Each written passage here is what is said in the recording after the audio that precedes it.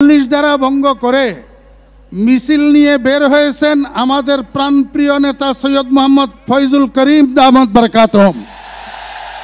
কিন্তু আমরা ইতিমধ্যে দেখতে পাইতেছি ফেসবুকের মধ্যে এক বেয়াদব তার আইডি থেকে প্রতিনিয়ত প্রচার করতেছে ইসলামী আন্দোলন আওয়ামী লীগের দালাল।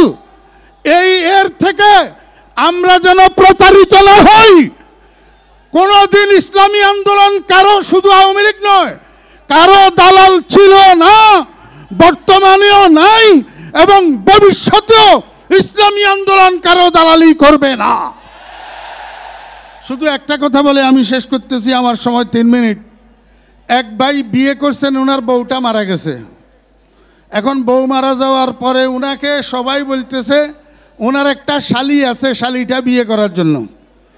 তো উনি বলতেছেন যে আমি শালিটা বিয়ে করব না, কারণ আমার বউ যেটা মারা গেছে সেটাও তরকারি রান্না করতে জানে না, একদিন লবণ বেশি একদিন মরিচ বেশি।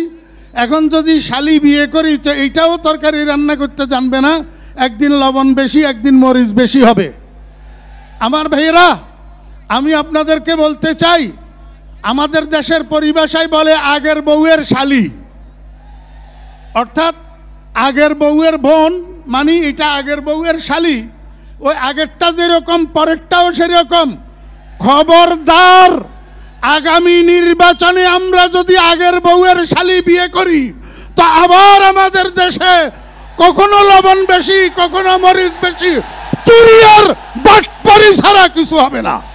আসসালামু আলাইকুম রহমতুল্লাহি ওয়া বারাকাতুহু। আজকের এই ঐতিহাসিক মহাসমাবেশের সম্মানিত সভাপতি, বাংলাদেশের বিভিন্ন অঞ্চল থেকে আগত ইসলামী আন্দোলনের নেতৃবৃন্দ, কর্মীবৃন্দ এবং বিশেষ করে আমার এলাকা ফেনী থেকে আগত ইসলামী আন্দোলনের নেতৃবৃন্দ, কর্মীবৃন্দ, মঞ্চে উপবিষ্ট জাতীয় নেতৃবৃন্দ, আমি একটা কথা আজকের সমাবেশে একটু আপনাদের থেকে জানতে চাই। ইসলামী আন্দোলন বাংলাদেশ কি আওয়ামী লীগের দালাল?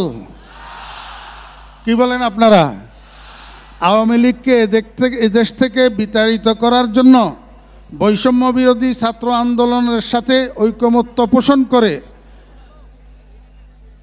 ৪৪ ধারা ভঙ্গ করে মিছিল নিয়ে বের হয়েছেন আমাদের প্রাণপ্রিয় নেতা সৈয়দ মোহাম্মদ ফয়জুল করিম দামাত বরকাতুহুম।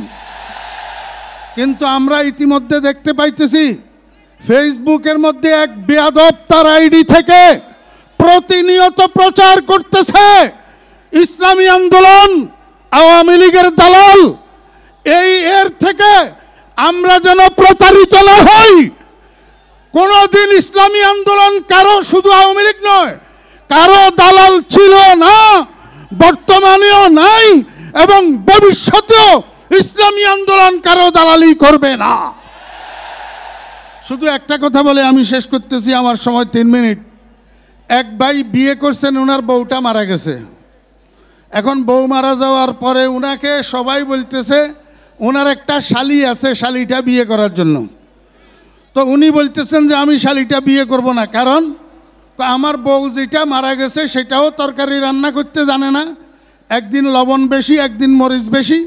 এখন যদি শালি বিয়ে করি তো এইটাও তরকারি রান্না করতে জানবে না, একদিন লবণ বেশি একদিন মরিচ বেশি হবে। আমার ভাইয়েরা, আমি আপনাদেরকে বলতে চাই, আমাদের দেশের পরিভাষায় বলে আগের বউয়ের শালি, অর্থাৎ আগের বউয়ের বোন, মানে এটা আগের বউয়ের শালি। ওই আগেরটা যেরকম পরেরটাও সেরকম। খবরদার, আগামী নির্বাচনে আমরা যদি আগের বউয়ের শালি বিয়ে করি তো আবার আমাদের দেশে কখনো লবণ বেশি কখনো মরিচ বেশি, চুরি আর বাটপারি ছাড়া কিছু হবে না।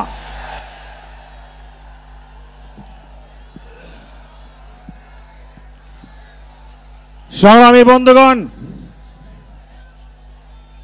আজকে এই ঐতিহাসিক সোহরাওয়ার্দী ময়দানে আমরা যেমন লক্ষ লক্ষ মানুষ এখানে জমায়েত হয়েছি, গোটা বিশ্ব থেকে সোশ্যাল মিডিয়া বা বিভিন্ন মাধ্যমেও লক্ষ লক্ষ ভাইয়েরাও আমাদের সাথে যুক্ত রয়েছেন।